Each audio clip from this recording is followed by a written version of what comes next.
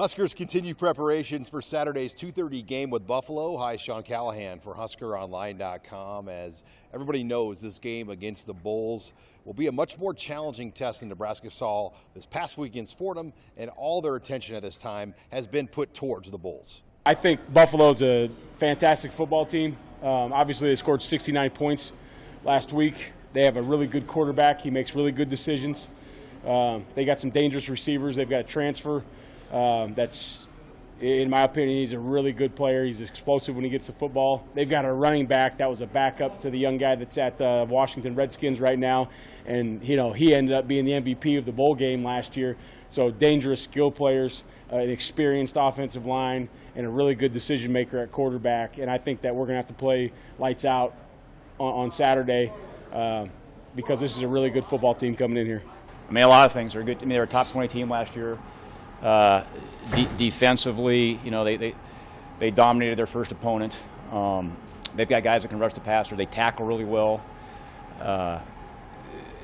They haven't really given up. And it's interesting too. It's kind of like last year where it's all new coaches, so it's a different scheme than they ran last year. But the guys executed it as good as they could possibly execute it as a defense that first game. And so we got our work cut out for us from a pass rush standpoint because they know how to put pressure on the quarterback. They covered well, and it was the other team really struggled to even get a first down against those guys. I mean, it's going to be a really good test, and they have a lot of guys returning. I know on both sides of the ball. And as a top 20 team, when you got most of your guys coming back, you should be pretty good. And I think their coaching staff has done a great job of keeping it simple and letting those guys play. They've got a good run game. They got really good backs, and they got experienced offensive linemen that know how to play football. I think. Even though I want to say it's like 2 returning starters, I want to say, and a lot of those guys have played a lot. They do a good job. And, this game, it will be a big part of it is stopping the run and tackling really well. Because those backs do a nice job of, if you hit them at the line of scrimmage, they fall forward. And you got to prevent that because 3rd and 7, 8 is a lot easier than 3rd and 2. So, we're expecting them to be really physical, run the ball, and we got to be able to match their physicality. Yeah, I think Buffalo is a solid team. Obviously they've performed in their league, especially over the past couple years. So we're going to have a fight, but we're preparing. We're getting ready to go, and we hope we can just keep rolling and keep building momentum going forward. In the meantime, there was a lot of beneficial work that came from that game against Fordham.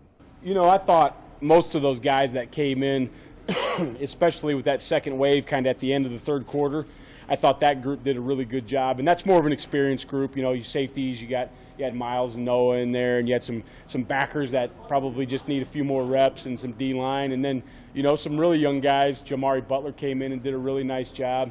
So I was happy with what some of those young guys did, and then not so happy that we gave up some plays with that younger group. I mean, I think that's going to happen when you put younger guys in, but the emphasis to those guys since we started the season is everybody has to prepare like they're the starter. It's easy for Deontay and Nick Henrich and those guys to get prepared because they know they're going to play football. The challenge is those guys that are a 3. Can you get ready just like the starter? The backups, they know they're 1 play away, but that 3, they're 2 plays away.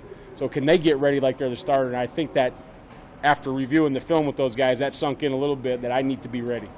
One group that really took a jump or got some good quality work in at least was the offensive line led by Coach Greg Austin. Got an opportunity to work our process, work our blocks, work the scheme, against pretty solid interior, defensive line, but got an opportunity to work those fit of the blocks and work the adjustments that we needed to make. They came out a little bit different than what they had shown from spring, but nevertheless, worked the process and making adjustments as well. So it's good. A lot of guys got in. Wish our, that third line had gotten a little bit more, but if we had a faster start, probably would have happened. Saturday was a great opportunity for several skill players. We got our first look at Logan Smothers, and Matt Lubick really liked what he saw in his first game out there. He played really well in camp. I think just being in our program for 2 years, because last year he was a true freshman, helped tremendously. And he's been taking a lot more reps because he has became the number 2 guy. And I thought he did a good job when he got in the game on Saturday. The running back position also remains up for grabs, but there's no doubt Marquis Stepp opened the eyes of Lubick. We're still going to rotate. I thought you can make an argument that he might have ran the hardest in this last game. I've been really happy with, just his improvement, because part of his improvement, even though he's an experienced guy and he played at a good school before he got here, you still got to know the offense. You still got to know all the different footwork that we asked him to do that was different from what he did at USC. But the one thing he does when the ball's in his hand, he runs hard and he runs downhill, which we need. Yeah, I mean, Marquis is my guy. He's had an interesting path here, as well, and I'm just really happy for him. I feel like this is a great fit offensively for him, and I just want to keep seeing him run like that. But I like all these guys. I think we have different weapons. I kind of touched on that earlier in the year, but I think we have a couple of different types of weapons, and I don't think we've been able to show that all the way so far. So we're just going to keep it going and hopefully get that run game going this weekend as well.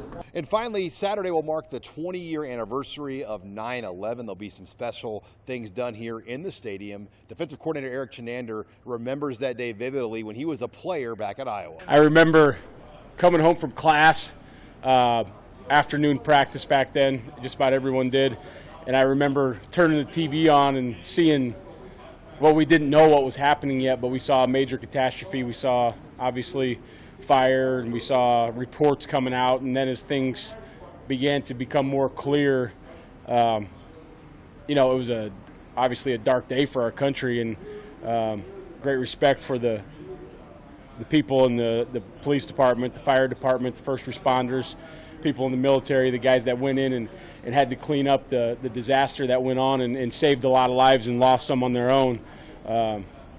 So that always will be burned into my brain. Another thing, I remember we went to the football complex, and we didn't know what was going to go on, and then you have to keep practicing, and then as it became more clear, that game got canceled, postponed. I can't remember exactly, but we did not play that week. I think there was only a handful of games that got played that week in wake of 9/11. But, I think that's something that's always going to be burned in my memory. Anytime you go through an act of terrorism or a natural disaster in your own country, some of those things I learned about in history, but I wasn't there, so I just know about them. That one you experience firsthand through television. Obviously, I wasn't there, but you experience it firsthand, and you'll never forget. You'll never forget that day. You'll never forget what happened, and like I said, you'll never forget the people that had to go into that disaster and risk their own lives. Some of them lost theirs to help the country regain, what freedom we have. Huskers still remain about a 2-touchdown favorite for Saturday's game with Buffalo. Reporting with the Nebraska Football Team in Lincoln, I'm Sean Callahan of HuskerOnline.com.